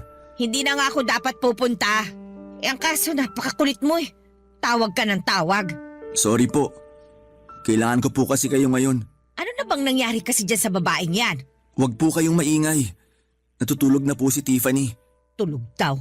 Mukha namang gising na yan. Sabihin mo nagtutulog-tulugan lang. Man naman eh. Hindi po ba pwedeng magpakananay muna kayo ngayon sa akin? Kahit ngayong araw lang? Please lang po. Kung makapagsalita ka naman dyan. Dami nyo kasi agad sinasabi. Hindi nyo man lang tinanong kung kumusta ako. Para sa kaalaman nyo, namatayan lang naman kami ng anak ni Tiffany. Ano? Bakit? Ano nangyari? Nalaglag po yung baby. Hindi raw po makapit. Wala na po, Nay. Patay na po yung anak namin. Santisima mahabaging langit. Andre? Andre, asan ka? Andito lang ako. Nasaan ang anak natin? Bakit parang hindi ko na siya nararamdaman sa tiyan ko? Ano kasi? Hindi mo na talaga mararamdaman dyan sa tiyan mo kasi wala na. Ha? Ano pong wala na? Wala na. Inalis na. Nalaglag na kasi. Kaya kung hindi pa aalisin ng tuluyan, baka pati ikaw ay malason na dyan. Hindi po totoo yan. Anong hindi totoo? Bakit ka ba nandito ngayon sa ospital kung gawa-gawa lang pala ito? Lukalukang babae ito ah. Ginawa mo pa ako sinungaling at nag-iimbento. Ma, pwede ba? Ilugar nyo naman po yung ugali nyo. Andito tayo sa ospital oh. Namatayan pa kami ng anak ni Tiffany. Tapos ganyan pa kayo magsalita sa kanya? Ang babae niya na pagsabihan mo. Tsaka hindi ko naman kasalanan na namatay ang anak niyo ah. Ako ba yung nagbuntis? Hindi naman, di ba? Kung may dapat kang sisihin, abay yung babaeng yan. Malay ba natin, baka hindi naman niya talaga iningatan ang pagbubuntis niya. Iningatan ko po yung pagbubuntis ko. Kung iningatan mo, bakit nalaglag pa rin? Kasi ano po? Kasi masyado kang bida-bida. Hindi mo siguro sineryoso yung bili ng doktor na magpahinga ka lang, na humiga ka lang maghapon. Kaya tingnan mo yan nangyari. Nalaglag yung anak mo at kasalanan mo yan. Oh, tapos ngayon iyak-iyak ka dyan. Sus, kahit na lumuha ka pa ng dugo, hindi na may babalik yung anak mo sa'yo. Bakit nananahimik ka lang dyan, Andre? Wala ka bang sasabihin para ipagtanggol man lang ako sa mama mo? Tama rin naman kasi si Mama. Paanong naging tama ang mama mo? Na baka hindi mo sineryoso yung bilin sa'yo ng doktor mo na magpahinga lang muna kasi delikado yung pagbubuntis mo. Diba, naabutan pa nga kitang nagbubuhat ng mga damit na sabi mo, ibebenta mo sa susunod mong online selling? Sinaway pa nga kita na huwag ka muna masyado magkikilos pero sabi mo ayos ka lang naman. Ayos lang naman talaga ako nun eh. Saka hindi naman mabigat yung mga damit na binuhat ko. At para lang alam mo, sineryoso ko yung binilin sa akin ng doktor. Pero alam nga namang humiga lang ako maghapon at hindi mag-asikaso sa bahay natin. ultimo pagluluto ng pagkain sa akin mo inaasa. Abay talagang sinisisi mo pa yung anak ko, ha? Bakit? Totoo naman po eh. Alam naman ng anak niyo na masela ng pagbubuntis ko. Pero alagain pa siya. Ni mag-init nga ng tubig at magtimpla ng kape sa akin pa niya inaasa. Sa palagay niyo ba, ginusto ko rin na mawala yung anak namin? Siyempre hindi. At bilang isang ina, napakasakit nun sa akin. Ina rin naman kayo. Higit kanino man dapat mas naiintindihan niyo yung pinagdaraanan ko. Kaso hindi eh. Dire-diretso kayo magsalita at manisi. Promeno naman kayo. Nakakasakit na kayo eh. Alam mo, emosyonal ka lang kaya ka nasasaktan. Tsaka, sinasabi ko lang naman ang katotohanan sa'yo. Ikaw na ang nagsabi na ina rin ako. Kaya nga naiintindihan ko yung hirap at sela ng pagbubuntis. Huwag mo naman din sanang masamain yung mga sinabi ko. Isaksak mo dyan sa kukote mo na papunta ka pa lang, pabalik na ako.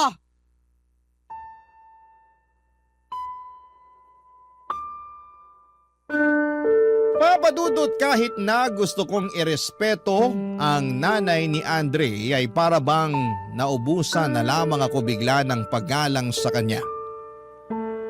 Lalo na sa mga sinasabi niya sa akin. Ganon na ba talaga siya? Ka-insensitive dahil imbes na i-comfort niya ako ay kabaligtaran noon ng ginawa niya at pinagsasabi niya. Ginatungan pa ni Andre dahilan para mas lumala ang sama ng loob ko sa kanya. Dahil sa mga nangyari ay napaisip ako kung tama pa bang ipagpatuloy ko ang relasyon namin. Lalo na't mukhang hindi talaga kami para sa isa't isa. Unti-unti na rin kasi akong naliliwanagan sa sitwasyong pinasok ko. Marami akong tanong sa isipan kagaya ng paano kung magka-baby ulit kami ni Andre? Worth it pa ba ang pamilyang bubuin namin?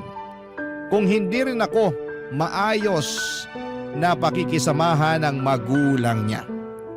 Ayokong lumaki ang magiging anak namin na naririnig kung kaano ako iniinsulto at hinahamak ng lola niya. Kaya lang, noong nakapagdesisyon ako na makipaghiwalay na kay Andre, ay meron namang nangyari na hindi ko lubos inaasahan. Isang araw ay napansin ko na lamang na balisa ang boyfriend ko kaya nag-alala ako ng gusto. Doon ko na siya inusisa kung ano ang problema, Papa Dudut.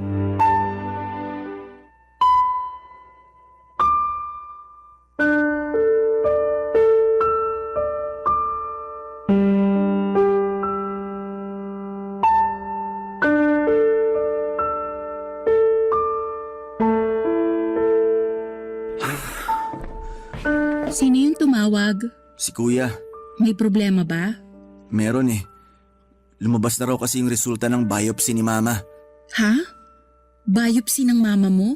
Oo. Di ba kinuwento ko sa'yo na madalas siya magkasakit? Oo, nakwento mo nga. Pero akala ko simpleng sakit lang yun. Katulad ng lagnat na mawawala rin kapag uminom ng gamot at nagpahinga.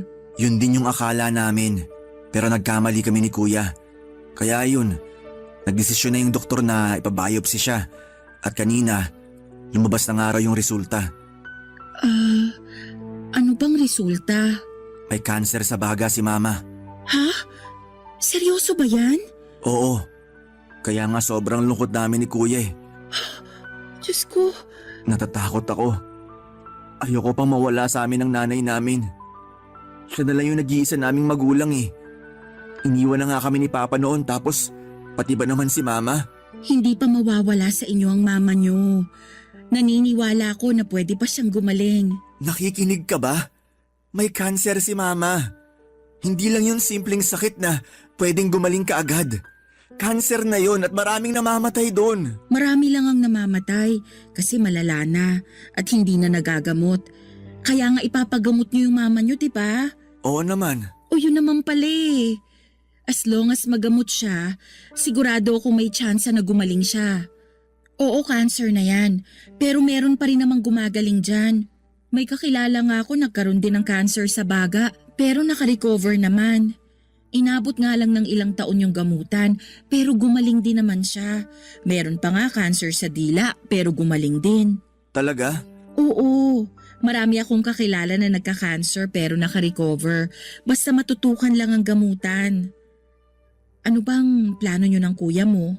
Ayaw kasi ni mama na i-confine siya sa ospital dahil kaya pa naman daw niya. Kaya lang, natatakot naman kami kasi baka di siya matutukan dun sa bahay tapos mag-isa lang siya dun. Kung kailangan mong umuwi muna sa inyo para maalagaan ang mama nyo, gawin mo. Paano ka naman? Ayos lang ako. Kaya ko ang sarili ko. At saka kasama ko naman dito yung bunso kong kapatid. Salamat kasi naiintindihan mo yung sitwasyon. Oo naman. Alam ko na kailangan ka ng magulang nyo. Kaya unahin mo na siya. Mahirap din naman yung nandito ka kasi mag-aalala ka lang ng husto. Yun nga eh. Hindi rin naman pwede mag-leave ng matagal si kuya kasi kailangan siya sa trabaho niya. Demanding din kasi yung posisyon niya sa opisina nila. Oras-oras kailangan andun siya. Kaya hassle talaga na mawala siya ng matagal. Ganun ba talaga yun? Ikitang emergency naman yung dahilan ng pagli-leave niya. Kahit na emergency pa yan, may mga kumpanya talaga na mas mahalaga ang trabaho kesa kung ano pa mang bagay na dapat unahin ng mga empleyado nila. Para palang robot ang turing sa kanila ng mga boss nila. Wala naman tayong magagawa dyan. Lalo kung maganda rin yung kumpanya na pinagtatrabahuhan mo. Parang sa halip na makipagtalo sa rules and regulations nila, mapipilitan ka na lang na sundin kesa naman bigla ka na lang tanggalin. Ayaw ni kuya yon dahil pinaghirapan niya yung posisyon niya sa kumpanya nila. Kahit na, para sa akin mas mahalaga pa rin ang kapakanan ng nanay nyo. Kaya nga ako na lang munang uuwi sa amin para may mag-alaga kay mama. Kukumbinsin ko rin siya na magpa-confine na para natututukan siya ng mga doktor sa ospital. Para di na kami nag-aalala ng husto sa kanya. O sige, balitaan mo na lang ako. At sana nga, makumbinsi mo siya. Kasi para rin naman sa kanya yun. Di ko lang lubos maisip na bakit si mama pa yung nagkasakit ng malubha. Marami namang ibang tao dyan na masasama. Sana sila na lang yung nagkasakit. Naiintindihan ko na masama ang loob mo. Pero hindi naman tama na hilingin mong mapasa sa iba yung sakit na meron ng mama mo. Ano bang tama? Sige nga. Ang tama mong gawin, ipagdasal mo na maging maayos ang gamutan ng mama nyo para gumaling siya. Ewan ko. Parang ang hirap naman gawin nun. Lalo binigyan niya ng sakit ang mama namin. Hindi ang Diyos ang nagbibigay ng sakit sa atin. Saka naniniwala ako na pagsubok lang to. Malalagpasan nyo rin yan. Sana nga malagpasan namin. Sana tama ka rin. Nagagaling pa si mama. Gagaling pa ang mama nyo. At naniniwala ako doon. Papadudot, gulat na gulat ako matapos malaman na mayroong malubhang sakit ang nanay ni Andre. Ni sa hinagap ay hindi ko akalain na posible siyang dapuan ng ganon kabigat na karamdaman. Ayoko sanang isipin na ganti na yon ang langit dahil sa pagiging masama ng ugali niya sa akin. Kasi kahit papaano ay nanay pa rin siya ng boyfriend ko. Pero matapos umiyak sa akin ni Andre dahil sa takot na baka namang sandali ay mawala ang mama niya sa kanila ay agad-agad na nadurog ang puso ko. Bigla tuloy bumalik sa akin ang mga panahon na maagang kinuha sa amin sina nanay at tatay. Yung takot at kaba na nararamdaman namin habang nangyayari yon ay habang buhay nang nakakintal sa puso at isipan naming magkakapatid. Kahit kailan ay walang paghilom sa pagkawala ng magulang gaano man katagal ang panahon na lumipas. Masasanay na lamang tayo na mabuhay sa mundo nang wala sila. Pero nandun pa rin yung sakit at tumitindi lamang yon kapag naaalala natin sila. Pero wala naman tayong magawa, kundi ang umiyak na lamang dahil alam natin na hindi na sila magbabalik pa. Barangay Love Stories. Barangay Love Stories. Dahil sa mga nangyari ay hindi natuloy ang plano kong pakikipaghiwalay kay Andre. Napag-isip-isip ko rin naman na baka nadala lang din ako ng emosyon ko. Kaya nakapag-decide ako ng ganon. Saka mahal ko ang boyfriend ko kaya minabuti ko na lamang na kausapin siya para malaman niya ang saloobin ko. Agad na humingi ng sorry sa akin si Andre at nangako na hinding-hindi na niya babaliwalain ang damdamin ko.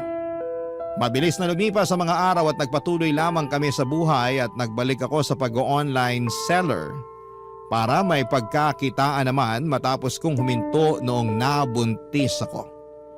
Nakikibalita rin ako kay Andre tungkol sa kalagayan ng nanay niya at sa gamutan nito. Concerned pa rin naman ako sa magulang niya at ayoko namang may mangyaring masama dito. Sinabi ko na rin naman na hindi ako yung klase ng tao na mapagtanim ng galit. Kaya nga noong nalaman kong may sakit ang nanay ni Andre ay pinatawad ko na ito sa mga nasabi nito sa akin noon, Papa Dudut.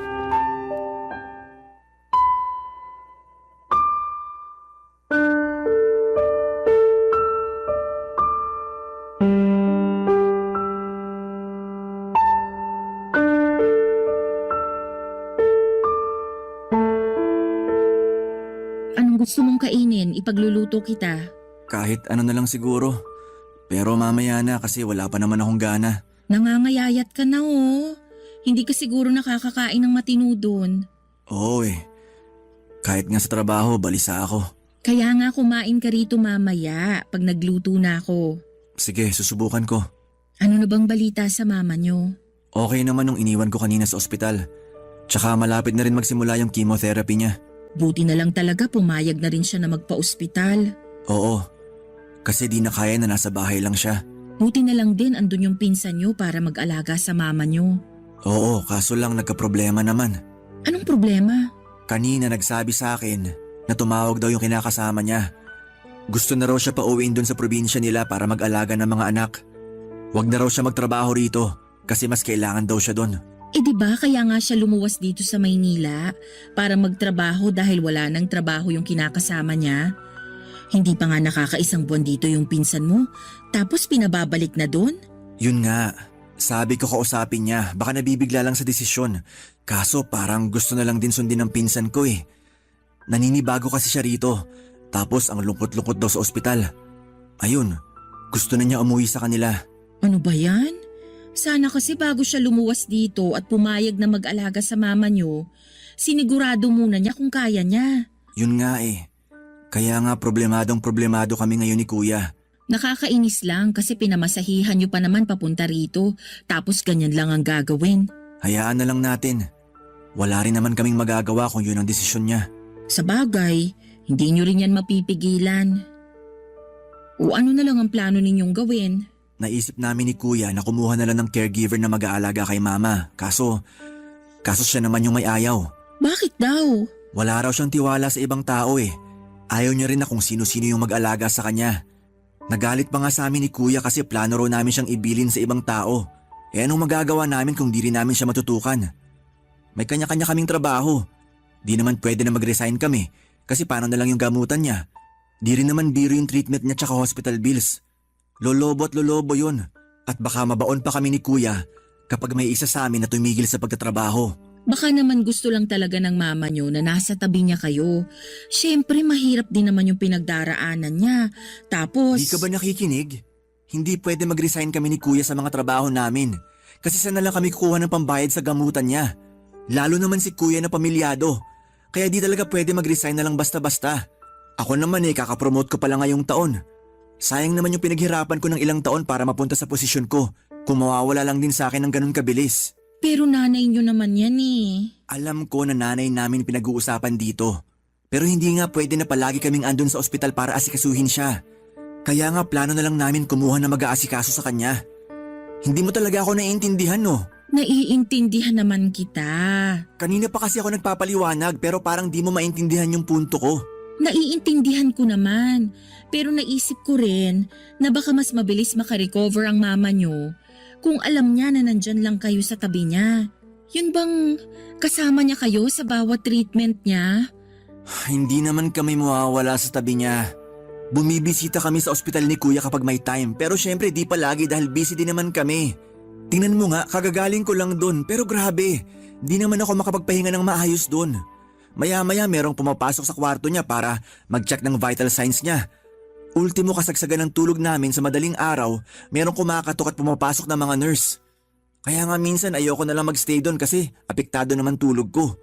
Buti sana kung kinabukasan wala akong trabaho eh. Lagi na lang akong puyat at masakit ang ulo. Alam ko naman na nanay namin siya, pero nakakapagod din mag-alaga sa kanya.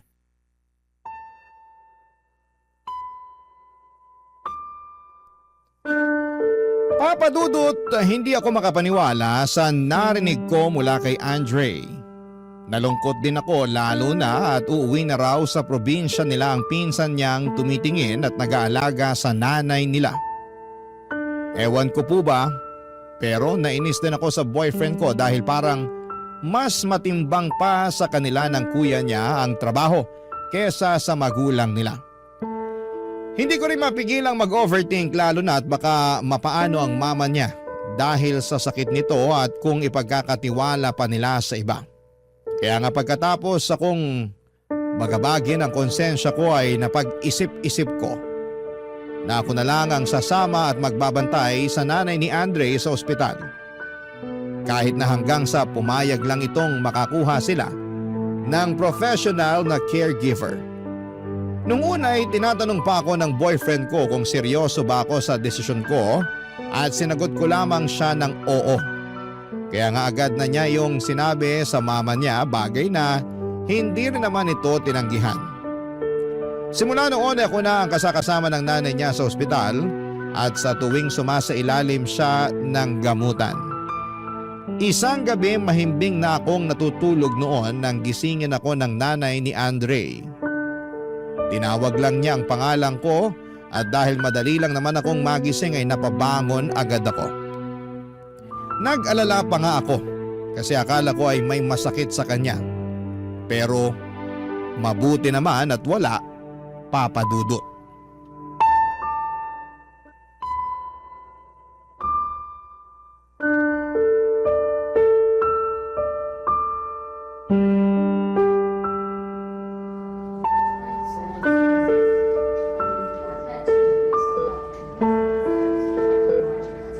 Pasensya ka na kung nagising kita ha. Hindi kasi ako makatulog eh. Okay lang po yun. Walang kaso yun. Pero bakit po ba? May iniisip ba kayo kaya hindi kayo makatulog? Meron. Marami. At ang bigat-bigat na ng pakiramdam ko sa kakaisip. Pwede niyo pong sabihin sa akin. Baka sakaling gumaan yung pakiramdam niyo. Paano kung hindi na ako gumaling? Paano kung hindi na ako makalabas ng buhay sa ospital na to? Ayoko pang mamatay. Ayoko pang mawala sa mundong to kasi marami pa akong gustong gawin eh. Gusto ko pa makasama ng matagal-tagal yung mga anak ko. Pati na rin yung mga apo ko. Yun din naman po yung gusto nila Andre sa kanang kuya niya. Kaya nagsisikap sila na maipagamot kayo. Talaga? Eh bakit pakiramdam ko inabandon na nila ako? Minsan na lang ako rito dalawin.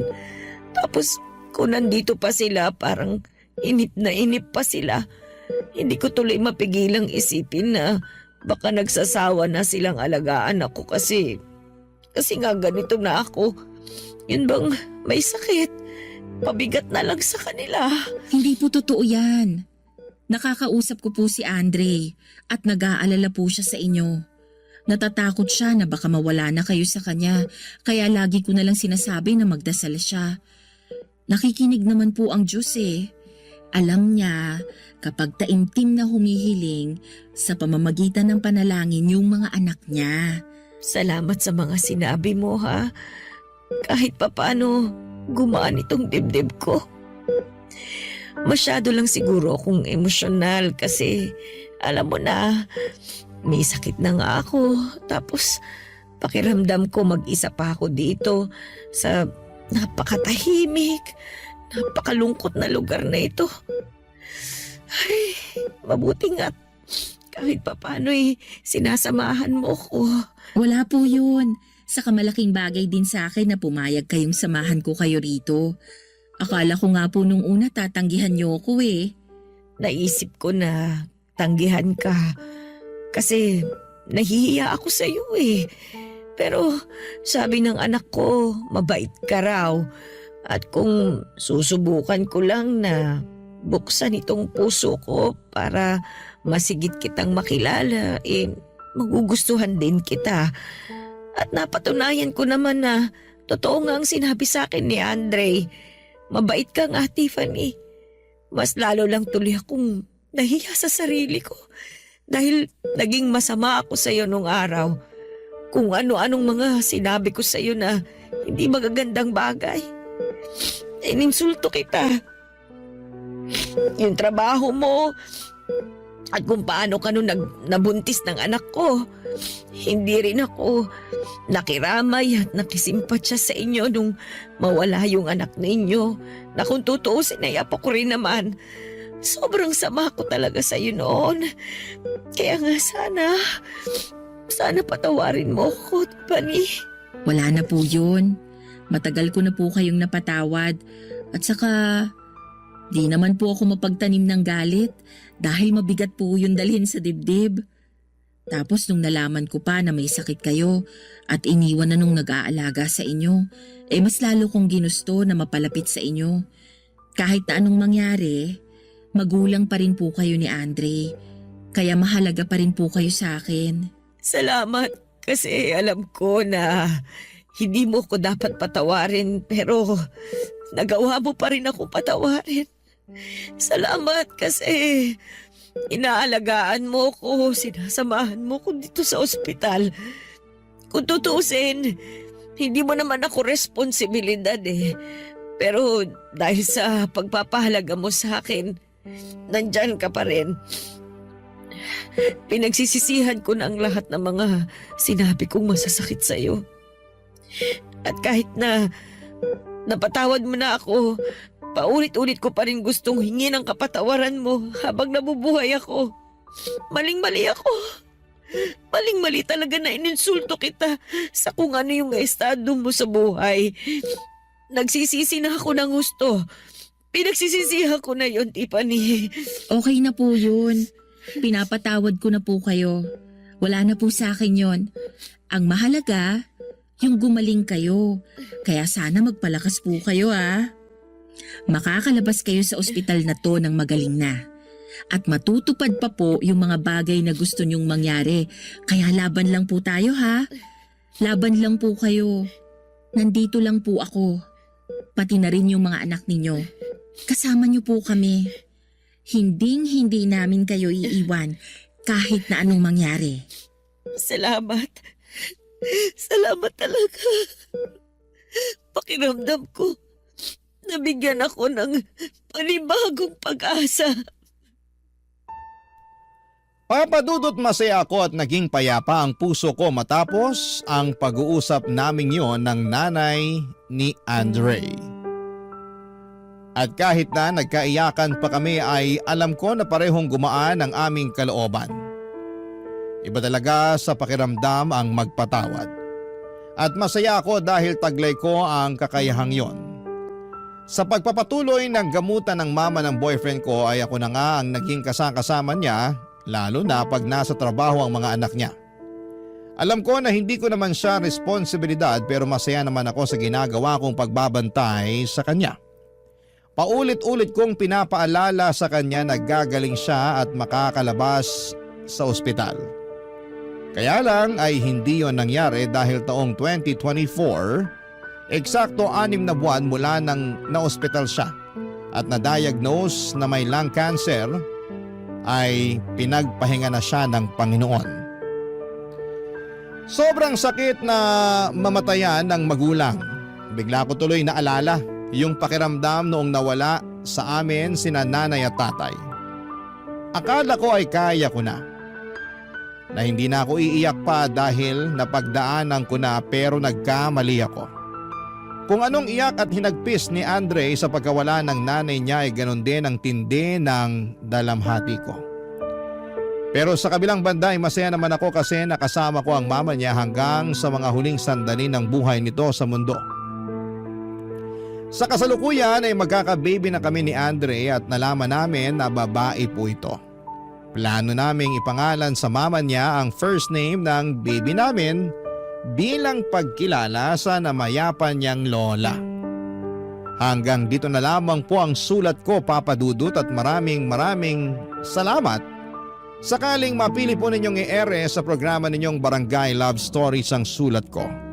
Malaking bagay yon sa akin at umaasa ako na sana'y kinapulutan ng aral at inspirasyon ng mga kabarangay natin ang aking storya. Ang inyong forever kapuso at kabarangay, Tiffany. Barangay Love Stories. Barangay Love Stories. Minsan, mahirap gumawa ng tama, pero kahit dehado ang ating bida, iyon pa rin ang ginawa niya. Ano ang masasabi mo sa Barangay Love Stories natin today? Abangan namin ang sagot mo sa comment section.